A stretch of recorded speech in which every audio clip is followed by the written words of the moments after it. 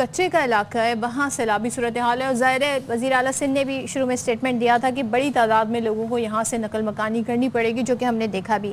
अब यहाँ पर कच्चे के इलाके में जब भी बात होती है तो कच्चे के इलाके के डाकू सबको याद आते हैं। उन्होंने ये इलाके खाली करना शुरू कर दिए, वो इलाके जो पुलिस खाली नहीं कर पा रही थी। कितने ऑपरेशंस हो गए थे लेकिन पुलिस के उसमें कोई कंट्रोल नहीं था। अब बताया जा रहा है जी कि वहाँ पर पानी आ गया है उन इलाकों में, तो ये इलाका खाली करके चले गए। इसके बाद पुलिस ने इन इलाकों का कंट्रोल संभाल लिया है। अब गेलपुर कच्चे में जागिरानी शहर अंडर गैंग के कारिंदे वारदातें कर रहे हैं और SSP कश्मीर मुराद घांगरू का कहना है कि सैलाबी सूरत हाल में डाकुओं की मुंतकली पर नजर है। तो वही मतलब जिस तरह आप कहती होती हैं कि ब्लेसिंग इन डिस्गाइज, तो ये सैलाब में अगर कुछ थोड़ी बहुत हमें ब्लेसिंग की अगर सिचुएशन नजर आई है तो वो यही है कि ये डाकू अपने इलाके छोड़, और ये बड़े बड़े डाकू, इश्तिहारी डाकू, गैंग्स के सरगना है। चीफ रिपोर्टर लाला असद पठान हमारे साथ मौजूद है, उनसे इस तमाम तर सूरत हाल पर बात कर लेते हैं। लाला, बहुत शुक्रिया आपने बाखबर सवेरा के लिए वक्त निकाला। जरा बताइएगा, कच्चे के जिस इलाके को डाकुओं ने खाली किया और पुलिस ने उसका कंट्रोल संभाला है, ये कितना बड़ा इलाका है? इलाके के बारे में थोड़ा बताइएगा, इसके क्या डेमोग्राफिक्स थे, क्या ज्योग्राफी थी इस इलाके की? देखिए जी, लाड़काना और सखर डिवीज़न से मुंसलिक ये कच्चे का इलाका है जो टूवर्ड्स आगे पंजाब की तरफ जाता है और तकरीबन 6.25 लाख एकड़ ज़मीन पर मुहित ये पूरे का पूरा इलाका है जो इस वक्त सैलाबी जद में है। तकरीबन 70-75% इलाका जो है वो सैलाबी जद में है, जिसका अपने इब्तदाइये में सदफ ने जिक्र किया कि वहाँ से कुछ इलाकों से डाकू जो है वो मुंतकिल हुए हैं मुख्तलिफ इलाकों में। वो मूव वैसे भी करते रहते हैं, जब भी उनके खिलाफ टारगेटेड ऑपरेशंस होते हैं तो वो मूव करते रहते हैं। और अभी क्योंकि पानी आया है तो लिहाजा उनके पास मुगवियों की भी ठीक ठाक तादाद है। पंजाब और KP और बलूचिस्तान और बाकी सिंध के अजला से जो अगवा करके वहाँ पर रखे गए हैं, जिनकी तादाद इस वक्त भी 50 से ज़ायद है, वो मुगवी भी उनके पास है। उनको भी वो कोशिश करते हैं सेफ साइड करने के लिए, ताकि क्योंकि वही तो उनका गुज़र सफ़र है जहाँ से उन्होंने पैसे लेने हैं और आगे हथियार ख़रीदने हैं और अपना निज़ाम चलाना है, तो वो मूव करते रहते हैं। पुलिस की कोई इतनी बड़ी कामयाबी नहीं हुई है कि जिस पर शादियाने बजाए जाए, और जिस तरह कश्मीर के SSP साहब फरमा रहे हैं, तो वो तो पानी ने मेहरबानी की। अगर जब पानी पर नहीं जाता और वो इलाका डूबता नहीं, वो इलाके ज़ेराब नहीं आते, तो ये डाकू वहाँ से नहीं निकल सकते। पुलिस ने तो नहीं निकाला है उनको। तो आने वाले वक्तों में ये टारगेटेड ऑपरेशन की अभी ज़रूरत है। अब भी रियासत के लिए ये एक बहुत बड़ा चैलेंज है, सिंध हुकूमत के लिए बहुत बड़ा चैलेंज है, सिंध पुलिस के लिए बहुत बड़ा चैलेंज है कि आप ही के मुल्क के 40-50 लोग।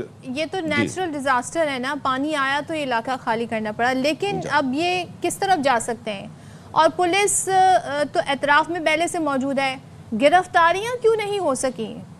पुलिस को तो पहले से अपने सारी प्लानिंग करनी थी कि भाई पानी इन इलाकों में आएगा, तो ये क्या कर रहे होंगे? तो पुलिस ने गिरफ्तारियां की कि नहीं की हैं? देखिए, दरियाए सिंध का जो, जैसे आप गुड्डू बैराज से सिंध के इलाके में दाखिल होती हैं, तो दरियाए सिंध का जो वसी इलाका है कच्चे का, उसको पूरे का पूरा कवर करना, जिस तरह मैंने आपको अपने इब्तदाइये में बताया कि 6.25 लाख एकड़ ज़मीन है।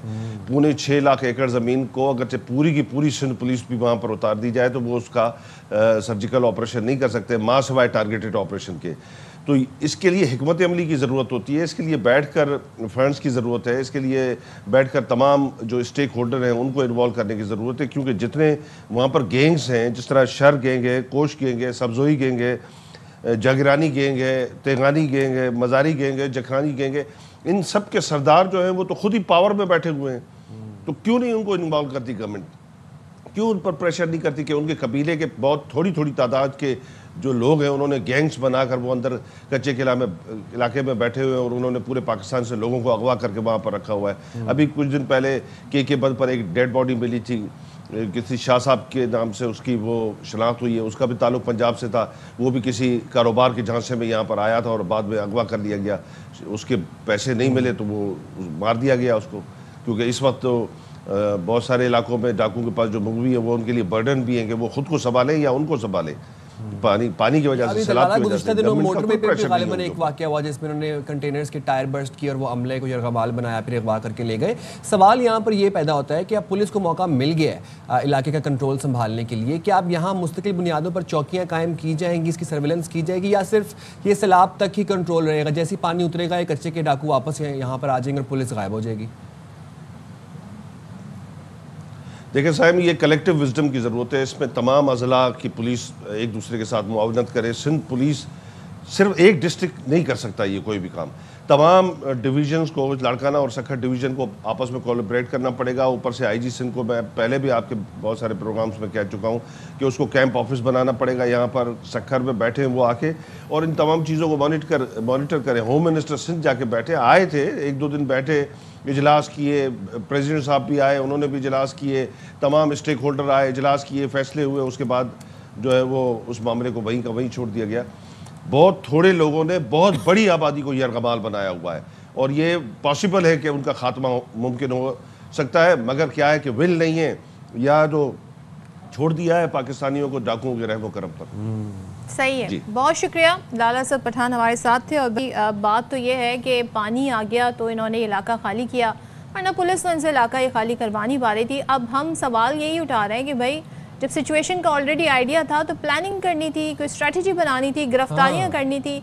अब बाद में आपको, मैं होपफुली ऐसा ना हो, ये खबर आएगी जब पानी उतर गया तो ये अपने इलाकों में वापस आ गए। खुदा ना खास्ता ना ही खबर आए, खबर झूठी हो, लेकिन मुझे ये लग रहा है कि खबर आएगी क्योंकि कोई स्ट्रेटजी नहीं थी और ये तो आर्जी तौर पर उन्होंने इलाके खाली किए और ये लोग आ गए। पानी वापस उतरेगा तो जैसे कोई लाहा अमल था ही नहीं तो वो वापस आ जाएंगे।